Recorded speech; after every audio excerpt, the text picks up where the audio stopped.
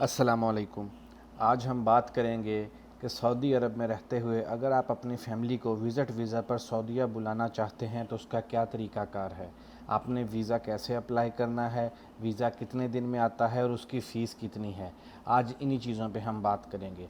तो उसके लिए ज़रूरी है कि इस वीडियो को पूरा देखें ताकि वीज़ा अप्लाई करने का पूरा जो प्रोसीजर है या पूरा जो तरीक़ाकार है आपको वो पूरा समझ आ सके और कहीं भी कोई गलती ना आप करें, क्योंकि अगर कहीं पे भी कोई गलती हुई तो उसकी सूरत में आपकी जो वीज़ा की रिक्वेस्ट है वो कैंसिल हो जाएगी और फिर आपको नए सिरे से दोबारा अप्लाई करना पड़ेगा। तो इसके लिए आपका इस वीज़ा प्लेटफॉर्म पे अकाउंट होना लाजमी है। इसकी वेबसाइट का लिंक हम नीचे डिस्क्रिप्शन में भी दे देंगे। और इसके अलावा अगर आप गूगल पे जाएं तो गूगल पर जाने के साथ ही आपने लिखना है visa.mofa.gov। ये इसकी वेबसाइट है visa.mofa.gov। ये नीचे डिस्क्रिप्शन में भी इसका लिंक है, वहाँ पे भी आप क्लिक करके इस वेबसाइट को ओपन कर सकते हैं या गूगल पे जाके आप ऐसा लिख सकते हैं। और जैसे ही हम इसको एंटर करेंगे तो हमारे सामने ये जो पहला लिंक आएगा ये है जहाँ पे हमने वीज़ा अप्लाई करना है। तो हम इस लिंक को ओपन कर लेते हैं। हमारे सामने ये एक नई वेबसाइट खुल गई है जहाँ पे हमने वीज़ा अप्लाई करना है। तो ये एक नोटिफिकेशन सामने आता है वीज़ा KS से। ये एक दूसरी वेबसाइट है जो कि इन्होंने अभी नई लॉन्च की है, जो कि अभी ठीक तरीके से काम नहीं कर रही। तो हम उस पे नहीं जाएंगे क्योंकि वो भी ठीक तरीके से काम नहीं कर रही, तो इसलिए हम इसको यहाँ से क्रॉस कर देंगे। इस वेबसाइट के ऊपर सबसे पहले आपका अकाउंट होना लाजमी है। आपको इसके ऊपर वीज़ा अप्लाई करने के लिए अकाउंट होना या रजिस्टर्ड होना लाजमी है। फिर आप इससे वीज़ा अप्लाई कर सकते हैं आप अपनी फ़ैमिली के लिए, यानी कि जिसमें आपके माँ बाप और बीवी और आपके बच्चे आ जाते हैं, आप इनके लिए वीज़ा अप्लाई कर सकते हैं। अगर किसी ने पहले ही वीज़ा अप्लाई किया हुआ है तो यहाँ से वो आप उसकी रिक्वेस्ट नंबर या एप्लीकेशन नंबर दे के यहाँ से उसका आप स्टेटस चेक कर सकते हैं कि वो प्रोसेस हुआ है या नहीं हुआ। तो आपने यहाँ पे ये तीन ऑप्शन दिए गए हैं, विजिटर, सिटीज़न और बिज़नेस।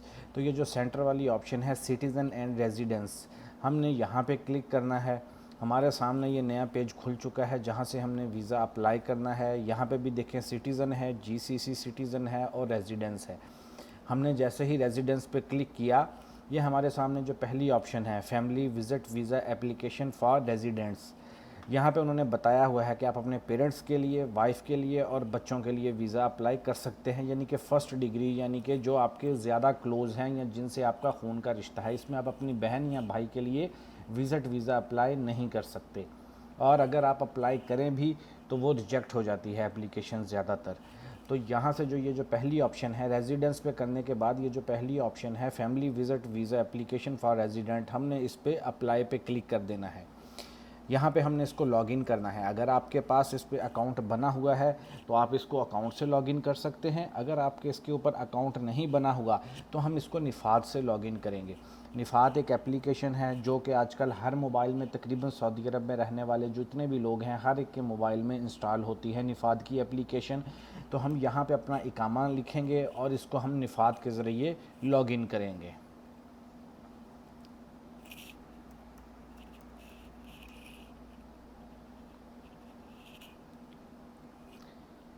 हमने इसको लॉगिन किया है, रिक्वेस्ट उसकी हमारे मोबाइल पे आ चुकी है। हम अपने मोबाइल से इसकी रिक्वेस्ट को अप्रूव करेंगे और यही जो नंबर दिया हुआ है 57, यही हमारे मोबाइल के अंदर जब हम निफ़ाद का ऐप खोलेंगे वहाँ पे आया होगा। हमने वहाँ पे भी सेम नंबर पे क्लिक करके इसकी रिक्वेस्ट को हमने अप्रूव कर देना है। हम अपने मोबाइल से जैसे ही इसकी रिक्वेस्ट अप्रूव करेंगे तो ये वेबसाइट अपने लॉगिन हो जाएगी हमारी। हमने अपने मोबाइल से इसकी रिक्वेस्ट को अप्रूव कर दिया है तो हमारे सामने ये हमारा ऊपर नाम आ गया है, यानी कि लॉगिन डिटेल हमारी आ जाती है। अबशर में जो हमारा नाम लिखा है वो सेम यहाँ पे आ गया है, क्योंकि ये अबशर के थ्रू हमने लॉगिन किया है। निफ़ात ऐप जो है ये अबशर से लिंक होता है, इसलिए ये हमारा ऊपर नाम आ चुका है, यहाँ पे आप देख सकते हैं। और यहाँ पे वही ऑप्शन है हमारी पहली, family visit visa application for resident. हम इस पर अप्लाई पे क्लिक करते हैं। उन्होंने लिखा हुआ है ensure that passport data of the visitor is available before starting the application, यानी कि बंदे की पूरी पासपोर्ट की डिटेल आपके पास होनी चाहिए जिसका आप वीज़ा अप्लाई कर रहे हैं। इसको हम यहाँ से क्लोज़ कर देते हैं। हमारे पास ये ऊपर हमारी डिटेल आ गई है जिसमें हमारा नाम लिखा हुआ है, क्योंकि हम आप इसको प्रोसेस कर रहे हैं। हमारा नाम है, इकामा नंबर है, वीज़ा हमारी इकामा एक्सपायरी डेट है, मोबाइल नंबर है, ईमेल आईडी है, हमारी कंपनी का नाम है। ये सारी चीज़ें पर्सनल इन्फॉर्मेशन हमारी यहाँ पे दिखा रहा है। और नीचे लिखा हुआ है वीज़ा, यहाँ पे ये लिखा है एंट्री वीज़ा नंबर, यानी कि हम जब सऊदीया में आए थे पासपोर्ट पे हमारा जो वीज़ा स्टैंप हुआ था, यानी कि जो स्टिकर लगा था उसके ऊपर वीज़ा नंबर लिखा गया था, वो आपने सेम यहाँ पे लिखना है। आप ना भी लिखें तो एप्लीकेशन प्रोसेस हो जाती है। कई केस में मैंने देखा है कि उन्होंने यहाँ पे वीज़ा नंबर नहीं लिखा, आपकी फिर भी एप्लीकेशन प्रोसेस हो जाएगी। क्यों? क्योंकि आपका सारी बाकी डिटेल इसके पास है। लेकिन यहाँ पे अगर आप वीज़ा एंट्री नंबर आप अपना लिखते हैं तो आपके वीज़े की रिक्वेस्ट को टाइम कम लगता है और आपका वीज़ा जल्दी आ जाता है। ये देखें, यहाँ पे ये आप तस्वीर में देख सकते हैं, ये वीज़ा जो स्टैंप होता है आपके पासपोर्ट के ऊपर, यहाँ पे ये लिखा हुआ है अल रकम, यानी कि वीज़ा नंबर जो आपका है, ये गोल दायरा में जो रेड कलर का दायरा है इसके अंदर लिखा हुआ है वीज़ा रकम। यहाँ पे ये आपने वीज़ा रकम जो है, वीज़ा नंबर है, वो आपने यहाँ पे लिखना है। यहाँ पे अपना वीज़ा लिखने के बाद हम जब नीचे आते हैं, यहाँ पे विज़िटर की डिटेल ऐड करनी है हमने, जिसको हमने बुलाना है विज़िट वीज़ा पे, हमने उसकी डिटेल ऐड करनी है। अगर आपकी वाइफ है तो हमने उनकी डिटेल ऐड करनी है, अगर आपके बच्चे हैं, बेटा बेटी जो भी है, हमने उसकी डिटेल ऐड करनी है। यानी कि जितने लोग होंगे हम पहले ऐड पे क्लिक करके एक डिटेल फिल करेंगे, वो सेव करने के बाद फिर हम दोबारा ऐड पे करेंगे, हम दूसरे बच्चे की डिटेल इसमें एंटर कर सकते हैं, जिसमें कि पासपोर्ट नंबर है, नाम है, नेशनलिटी है, एज है, यानी कि कमिंग प्लेस है, कहाँ किस एयरपोर्ट पर या किस जगह आ रहे हैं, वीज़ा की टाइप कौन सी है, सिंगल वीज़ा है या मल्टीपल वीज़ा है, ये सारी चीज़ें हमने यहाँ पर लिखनी है। तो हमने यहाँ पे डिटेल ऐड करनी है, उसके लिए हम ऐड पे क्लिक करते हैं। हमारे सामने ये देखे पेज खुल चुका है जिसमें उन्होंने हमें पूछा है सारी डिटेल उसकी, जिस बंदे को हमने वीज़ा पे बुलाना है या जिसके लिए हमने वीज़ा की रिक्वेस्ट करनी है। सबसे पहले है नेशनलिटी। हम नेशनलिटी पे जैसे भी ही क्लिक करके उसको पाकिस्तान करते हैं तो नीचे वाला ये देखो जो अरबी में लिखा हुआ तो वो चेंज होकर इंग्लिश में हो गया है, यानी कि फ़र्स्ट नेम और लास्ट नेम आपने लिखना है। यहाँ पर लिखा हुआ है अरबिक फ़र्स्ट नेम, यहाँ लाजमी नहीं आपने अरबी में लिखना है, यहाँ पर आप इंग्लिश में भी लिख दें तो चलेगा। यहाँ पे आपने फ़र्स्ट नेम लिखना है और यहाँ पे आपने लास्ट नेम लिखना है। आप अपने पासपोर्ट से देख सकते हैं, पासपोर्ट के ऊपर फ़र्स्ट नेम और सर नेम लिखा होता है, सेम वही नाम आपने यहाँ पे लिखना है।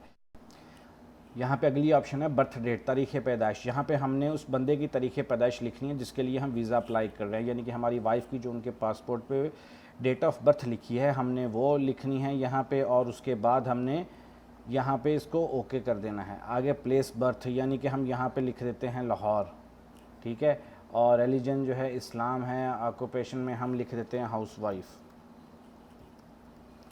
यहाँ पे आप अनएम्प्लॉयड कर दें तो ये ऑप्शन गायब हो जाती है। वैसे यहाँ पे लिखा हुआ है अनएम्प्लॉयड, यानी कि कोई काम नहीं करते, हाउसवाइफ है, तो आप अनएम्प्लॉयड कर दें या हाउसवाइफ लिख दें, दोनों में चलता है। जेंडर में हम फीमेल करते हैं। रिलेशन पे यहाँ पे आप देखें, वहाँ पे वाइफ है, डॉटर है, मदर है, बाकी और भी ऑप्शंस दिए गए हैं काफ़ी, लेकिन ज़्यादातर ये एप्लीकेशंस आपकी रिजेक्ट हो जाती हैं। तो हम यहाँ पे अपनी वाइफ की सिलेक्ट करते हैं। यहाँ पे हमने अपना मोबाइल नंबर देना है, यहाँ पे हमने अपना ईमेल आईडी लिखनी है, सही है। ईमेल आईडी लिखने के बाद पासपोर्ट की इन्फॉर्मेशन है, यहाँ पे हमने अपना पासपोर्ट नंबर लिखना है। पासपोर्ट टाइप हमारा है नॉर्मल, ये हमने सेलेक्ट किया। पासपोर्ट इशू डेट हम यहाँ पे लिखेंगे, हमने पासपोर्ट इशू डेट लिखी है। यहाँ पे आ गया पासपोर्ट एक्सपायरी डेट, हम यहाँ पे अपनी पासपोर्ट की एक्सपायरी डेट लिखते हैं। और पासपोर्ट इशू कहाँ से हुआ है जी? लाहौर से हुआ है। कमिंग प्लेस कमिंग प्लेस हम कहाँ से आ रहे हैं, ये इस चीज़ का आपने ख़ास ख्याल रखना है, हम कहाँ से आ रहे हैं। यहाँ पे आपने इस्लामाबाद सेलेक्ट करना है, ठीक है, कमिंग प्लेस, क्योंकि हमारी एम्बेसी जो है वो इस्लामाबाद से है, इसलिए हमने यहाँ पे इस्लामाबाद सेलेक्ट करना है। नंबर ऑफ़ एंट्रीज़, यानी कि इस यहाँ पे जो आपने ये जो दो चीज़ें फिल करनी है, इस चीज़ पे आपने ख़ास ख्याल रखना है, कमिंग प्लेस और नंबर ऑफ़ एंट्रीज़। आप सिंगल वीज़ा लेना चाहते हैं या मल्टीपल लेना चाहते हैं? सिंगल वीज़ा वो होगा जिसमें हमारी फैमिली एक दफ़ा आएंगी और 3 महीने के अंदर उनको वापस जाना होगा। दूसरा मल्टीपल वीज़ा है, ये 1 साल का होता है, लेकिन फिर भी 3 महीने में एग्ज़िट री एंट्री लगवानी होती है। Multiple exit re entry visa है। सिंगल वाला जो है उसके लिए आपको सारे दोबारा से अप्लाई करना पड़ेगा। यहाँ पे ये देखें 360 डेज़ आ गया, वीज़ा पीरियड 90 डेज़, यानी कि 3 महीने आप मैक्सिमम रह सकते हैं यहाँ पे। 3 महीने के बाद आपको वीज़ा एग्ज़िट एंट्री करना पड़ेगा, रीन्यू करना पड़ेगा। अबशर से भी ये भी तो हो जाता है। तो ये जो चीज़ें हैं नीचे वाली वीज़ा इन्फॉर्मेशन, ये हमने बड़े ध्यान से फिल करनी है। कहीं भी कोई गलती हुई तो फिर वीज़ा सिंगल भी निकल सकता है या कोई दूसरा मसला बन सकता है। ये हमने अपनी सारी डिटेल फिल करने के बाद हम इसको यहाँ से ऐड कर देंगे। यहाँ पे आप देखें हमारे एक पासपोर्ट की डिटेल हमने ऐड कर दी है, यानी कि अगर आपकी वाइफ हैं तो उनकी डिटेल हमने ऐड कर दी है। अगर आपके साथ 2-3 बच्चे हैं या आप बच्चों का भी विज़िट वीज़ा निकलवाना चाहते हैं तो इसी तरह हमने जिस तरह ये पहला पासपोर्ट ऐड किया है उसकी डिटेल हमने सारी यहाँ पे ऐड की है। इसी तरह हम यहाँ पे दोबारा ऐड पे क्लिक करेंगे और हम अपनी इधर दूसरे पासपोर्ट की डिटेल एंटर करेंगे। ये पहला पोर्शन है आपका सेम ऐसे पर्सनल इन्फॉर्मेशन का, नाम वगैरह का, उसकी तारीख पैदाइश, जगह पैदाइश का, और नीचे वाला जो पोर्शन है वो है पासपोर्ट की इन्फॉर्मेशन का। हम यहाँ पे पासपोर्ट की डिटेल और एक्सपायरी सेम जैसे पहले पासपोर्ट की दी थी वो दे के हम इधर से इसको दूसरे पासपोर्ट को भी ऐड कर देंगे। इसी तरह आपके 2 या 3 बच्चे हैं तो आप उनकी डिटेल भी ऐड कर सकते हैं ताकि एक ही रिक्वेस्ट जाए जिसमें दोनों के वीज़े ऐड हों। ठीक हो गया। तो हमने इसके बाद ये नीचे जो कोड लिखा हुआ है हमने ये ऐसे ही एंटर करना है जो कि पिक्चर में दिखाया गया है। ये हमने कोड ऐड कर दिया। यहाँ से हम इसको ओके करके एग्री करेंगे टर्म्स एंड कंडीशन को, और यहाँ से जो हम इसको सेव कर देंगे।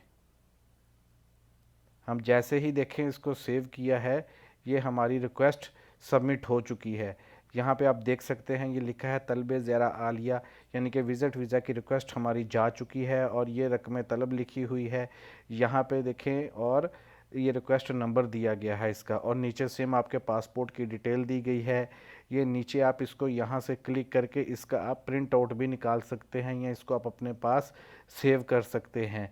और यही रिक्वेस्ट फिर आप अपनी कंपनी को या अपनी कफ़ील को देंगे चैम्बर ऑफ कॉमर्स के लिए या गुरफा तजारिया के लिए।